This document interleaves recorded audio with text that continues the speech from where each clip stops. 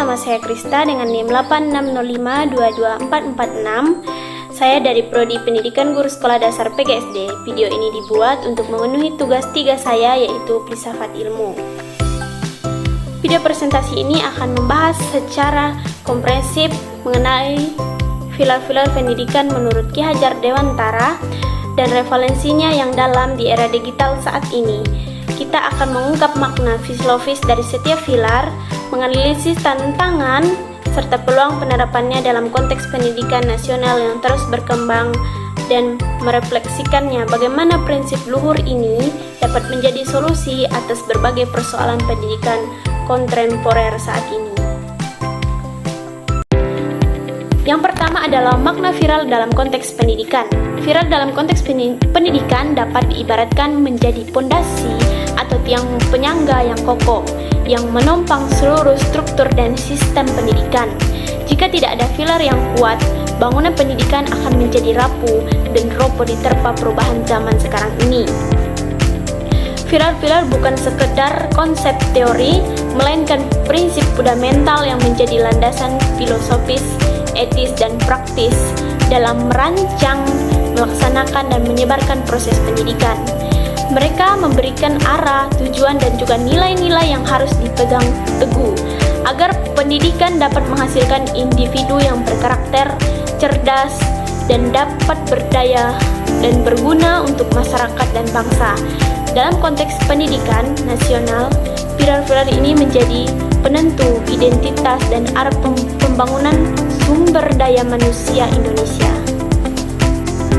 Yang kedua adalah prinsip dasar pendidikan menurut Ki Hajar Dewantara. Ki Hajar Dewantara merupakan Bapak Pendidikan Nasional Indonesia yang merumuskan 3 prinsip dasar yang menjadi inti dari filosofis pendidikannya yang dikenal sebagai trilogi pendidikan. Yang pertama adalah Ingarso Sung Tulodo, yang mana artinya di depan memberi teladan. Prinsip ini menekankan bahwa seorang pendidik, baik guru maupun orang tua, harus mampu menjadi teladan atau teladan yang baik bagi peserta didiknya.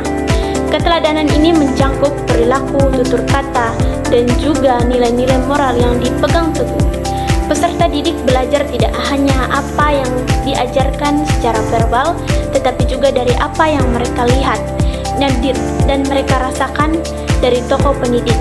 Di era digital, keteladanan ini semakin krusial, terutama dalam penggunaan teknologi secara bijak dan etis. Yang mana kedua adalah Ingmadia Mangun Karasa, yang artinya di tengah membangun kehendak atau semangat. Prinsip ini berarti bahwa pendidik harus berada di tengah-tengah peserta didik untuk membangkitkan semangat, motivasi, kemauan mereka untuk belajar dan berkarya. Pendidik berperan sebagai fasilitator, motivator, dan juga pembimbing yang mendorong inisiatif, kreativitas, dan juga kemandirian peserta didik. Mereka menciptakan lingkungan belajar yang kondusif, interaktif, dan juga inspiratif, di mana peserta didik merasa didukung untuk mengembangkan potensi dirinya.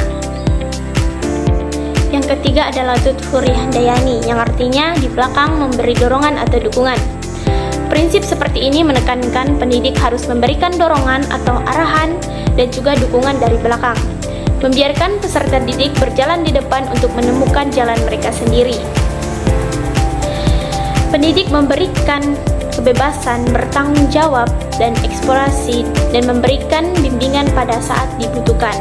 Ini menumbuhkan rasa percaya diri, kemandirian, dan kemampuan mereka untuk mengambil keputusan, mempersiapkan mereka untuk menghadapi tantangan hidup. Selanjutnya adalah analisis relevansi dalam tantangan penerapan prinsip di era digital. Era digital membawa banyak perubahan pada pendidikan yang menghadirkan relevansi sekaligus tantangan bagi penerapan prinsip-prinsip Ki Hajar Dewantara. Pembelajaran secara daring, prinsip Ingarso Sung Tulodo, yang mana menuntut guru untuk menjadi teladan dalam literasi digital, etika, dan berinteraksi dunia maya, dan pemanfaatan teknologi secara produktif. Ingmadia Mangun Karasa, yang berarti guru harus mampu menciptakan pembelajaran yang berani, interaktif, kolaboratif, dan memotivasi, tidak hanya sekadar memberikan tugas. Tuthuri Handayani, yang mana guru untuk memberikan kebebasan kepada siswa dalam memilih sumber belajar digital yang relevan, sambil tetap memberikan bimbingan dan pengawasan. Guru memiliki peran yang beralih dari sumber utama menjadi fasilitator, mentor, dan desainer. Pengalaman belajar Ingarso Tungtolodo, yang mana menuntut guru untuk terus belajar dan beradaptasi dengan teknologi yang baru. Ingmadia Mangunkarasa, yang mengharuskan guru untuk inovatif dalam merancang pembelajaran yang menarik di platform digital. Tuthuri Handayani, yang memberikan kesempatan bagi guru untuk memberdayakan siswa agar menjadi pembelajar mandiri, kritis di tengah banjirnya informasi. Selanjutnya adalah refleksi mengenai viral-viral menjawab persoalan pendidikan nasional. Viral-viral pendidikan Ki Hajar Dewantara menawarkan berbagai kerangka kerja untuk menjawab berbagai persoalan pendidikan nasional saat ini. Misal, jika ada masalah kesenjangan kualitas pendidikan dapat diatasi dengan penerapan Ingarso Tungtolodo yang mendorong peningkatan kompetensi guru secara merata.